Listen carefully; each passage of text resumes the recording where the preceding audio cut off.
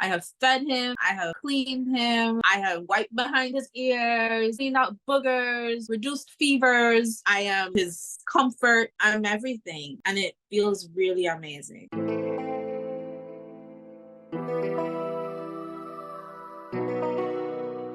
Hey, my name is Kia and I'm a baby mama. I found out I was pregnant on August 26, 2022. A week prior to finding out, I was in Florida and I was peeing a lot on my trip. And then I came home, I missed my period, I had spotting, and I knew I was pregnant, so I took a test. I was 31 years old when I found out I was pregnant. We were trying for about 6 months. I was so excited when I found out I was pregnant. The first person I told that I was pregnant was my son's father, and then I told my mom. My pregnancy was so perfect. There were no complications, no risks. Throughout most of the pregnancy, I was just really excited. I was excited to feel his first kicks, everything. I had a really good support system. I had my son's father. He would cook for me all the time, even though I didn't like anything according to him. I had some really good friends, my family. The labor and delivery was like night and day in comparison to my pregnancy. My labor process was very long. It lasted over a day. In the end, there were complications. When my water broke on a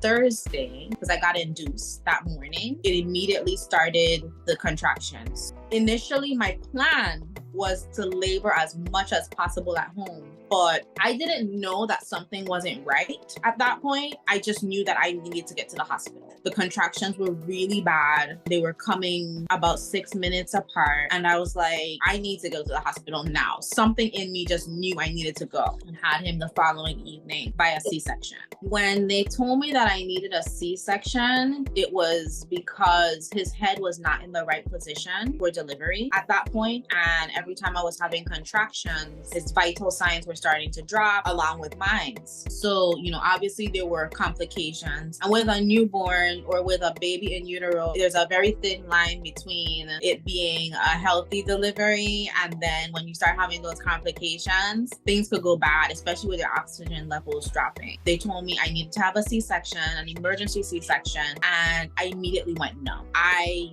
didn't hear anything the doctor said after that. She had to actually come back into the room and really explain everything to me again. I was scared. And then I went into OR and it just happened so fast. In like a blink of an eye, he was here. The first thing that his dad said when he came out was, "Oh my gosh, Pia, he looks just like you." I looked at him and he kissed me. That was the first time my baby kissed me. Now he gives me kisses all the time. When I came out the hospital, I felt a little disheveled, but I just focused on the baby. I never got to breastfeed. My milk never came in, and I tried for weeks. I tried supplements. I tried all kinds of things, and my breast milk never came in. So eventually, it's like, okay, I just have to give him bottles. Not being able to breastfeed broke my heart. It didn't help when others would ask me, "Are you breastfeeding?" And then I'd start crying. And then they'd start to tell me all the things that I should do to make my breast milk come in. "Oh, it can still come in. Oh, you could still do this. Oh, you could still do that."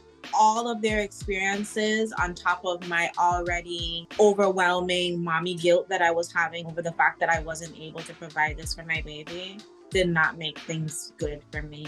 And so it was very emotional. It took me about his first 3 to 4 months to be able to get over the fact that I couldn't breastfeed anymore. I would still try for a long time. I just couldn't detach from the fact that I can't do this. I didn't experience postpartum depression, but I did experience some depression later on because of my breakup. When my son was 4 months old, his father and I broke up. And so then I was the primary parent for him immediately. That was really hard to deal with. Still is hard to deal with. The co-parenting dynamic is very unequal.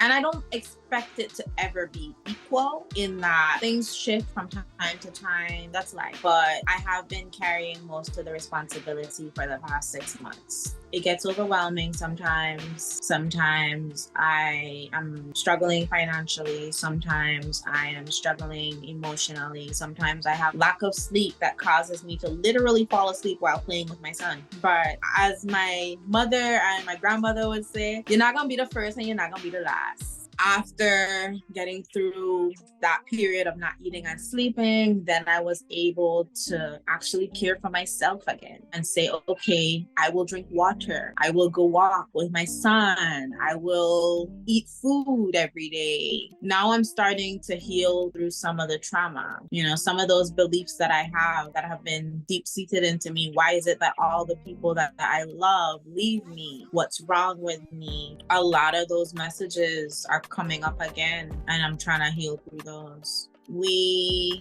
were planning on getting back together and working things out. And then the final argument that we had kind of just told me that this is not my person right now. Who he is right now does not work for me. Maybe who I am right now doesn't work for him either. And I find that there was a lot of breakdown in respect and communication between us. And because of that, the co-parenting dynamic has not been easy.